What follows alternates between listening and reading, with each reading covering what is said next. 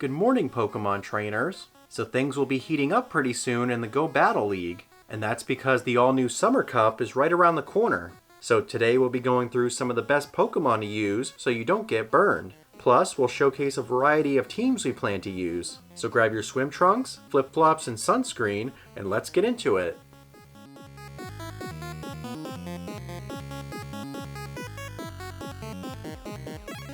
Welcome back, everyone. So we're down to the last few weeks of the current GBL season. After the Summer Cup, we'll have a week of the Great League and Fighting Cup, followed by a week of all three leagues, and then we're off to Season 12. But Season 11 isn't over yet, so you still have some time to get your rank up. And the Summer Cup is the perfect way to do that since it's got a completely new meta.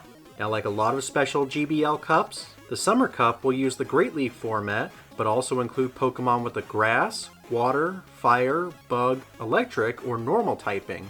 This creates a unique meta pool to dip into, so today we'll be covering 2 to 3 contenders for each type. So without further ado, let's kick things off by talking about the Summer Cup's Electric types. Now, Electric Pokemon usually fall flat during battle due to their frailness and the prevalence of Ground types. But since there aren't a lot of relevant Ground types in this cup, Electric Pokemon won't have much to fear. So one specific Electric type that'll be prime in the meta is Alolan Graveler. Since there won't be many Ground types to oppose it, this Rock Electric Pokemon can deal with a lot of the contenders used in this cup, especially those that have the Fire and Bug types. But along with Alolan Graveler, another Electric type that will shock the competition is Zapdos. This legendary Pokemon doesn't have many weaknesses in this cup's roster. Plus, you can make use of its Shadow variant to make its charged moves hit even harder. And of course, this Pokemon will deal either neutral or super effective damage against all the cup's types other than Electric. So having a Pokemon that can thrive against most of the types in this cup is definitely worth looking into. That being said though, you'll have to be wary of its frail defense, so be prepared to either use a shield or use this Pokemon as a closer. But moving on from Electric types, let's talk about the Summer Cup's Grass Pokemon. This typing unfortunately only has a few viable Pokemon, but the ones that prevail are incredibly strong.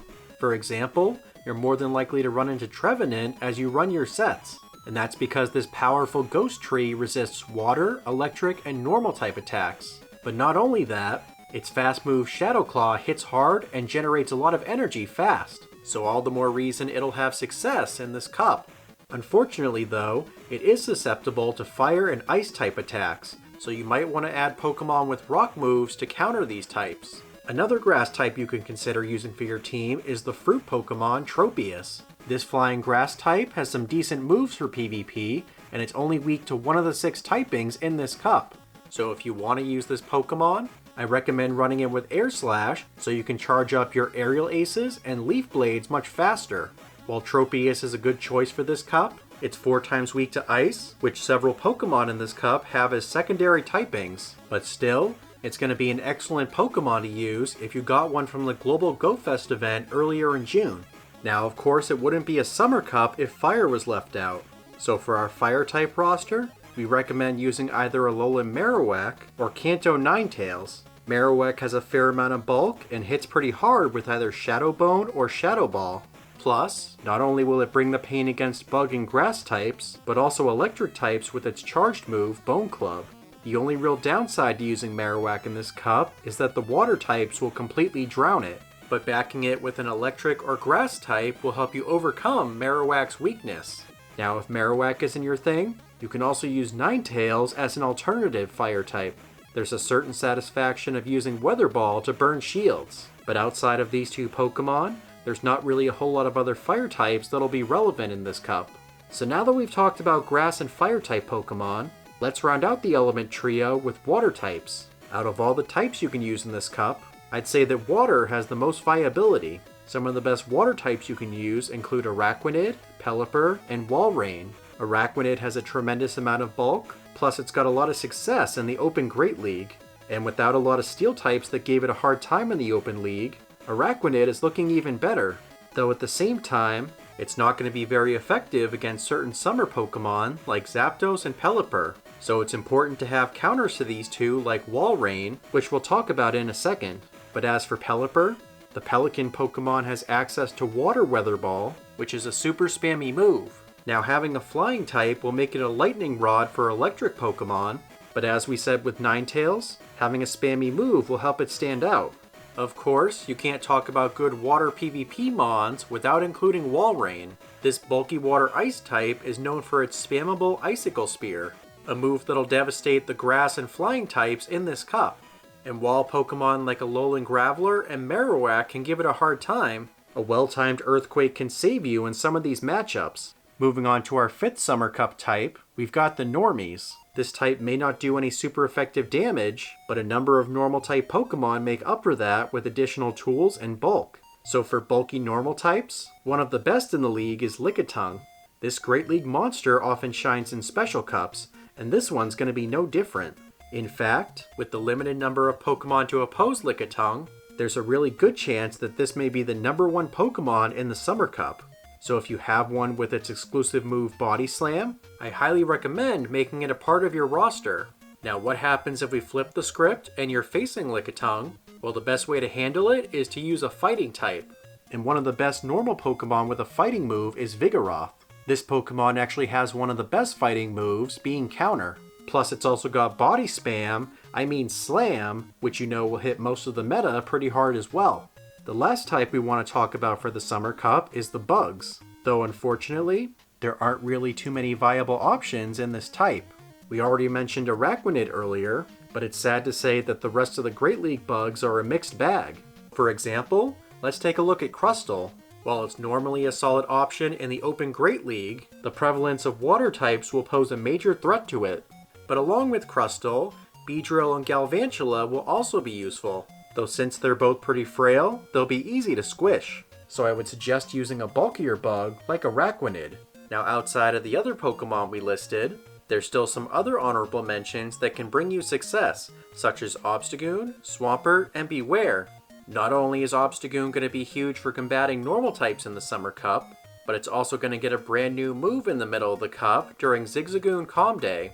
As for Swampert, this GBL veteran uses its mud shots to quickly charge Hydro Cannon, which as you know is pretty deadly. And Beware is relatively new to the GBL scene, but this normal type has Drain Punch to deal with others of its kind, as well as Shadow Claw to fight everything else in its path. So now that we've covered some of the best Pokemon to use in this cup, let's talk about a few viable teams to try out. Up first, we've got the combo of Vigoroth, Lickitung, and Alolan Marowak. Now as we said before, Vigoroth and Lickitung are pretty neutral against the meta, but their bulk and spammy body slams will put pressure on your opponent's shields. It's primarily the bug and grass types you have to watch out for, so that's why we're backing them up with the fiery Ghost Marowak. Now despite this team's strength, it's going to be pretty vulnerable to Pokemon like Obstagoon and Azumarill. So one tip for this team would be to overcharge your charged moves. That way, you can keep hitting them should your opponent run either of these Pokemon, or you can just save those attacks for better matchups later in the battle. But moving on to our next team, we decided to mix Walrein, Trevenant, and Alolan Graveler together. Walrein is a pretty good opener since it can spam Icicle Spear with ease. Plus, it can absorb certain charged attacks, so depending on what you're facing, you may not have to use any of your shields. But in the event you're facing a grass or electric type Pokemon, you can always switch to Trevenant so you can resist those moves. And if they decide to switch Pokemon themselves, you've got the option to bait shields with Seed Bomb, or go all in with a powerful Shadow Ball. Of course, this Pokemon is really only weak to Fire and Ice types, so your third Pokemon can either be a counter to those like Graveler, or something else to provide more coverage. Rounding out our teams, we're going to use Pelipper, Araquanid, and Obstagoon. Outside of Walrein and electric types, Pelipper does fairly well against a lot of the meta. But if you do happen to come across its counters, Araquanid and Obstagoon can easily take care of them. I'd say Zapdos is the only big threat to this team, so charging up a few extra Weather Balls or Night Slashes can turn the tides in your favor.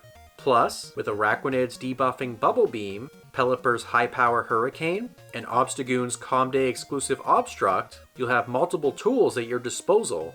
And that about wraps up our Summer Cup Pokemon analysis. Now we want to know what Pokemon and teams you'll be using, so be sure to let us know down in the comments. And if you enjoyed this video, consider giving it a thumbs up and subscribing if you're new to the channel. We'll be putting out another GBL analysis soon for the upcoming Fighting Cup. So if you want to know the best Pokemon to use for this cup, then stay tuned to find out. So until next time, thank you all so much for watching. I hope you have a great day, and I'll see you all in the next video. Take care.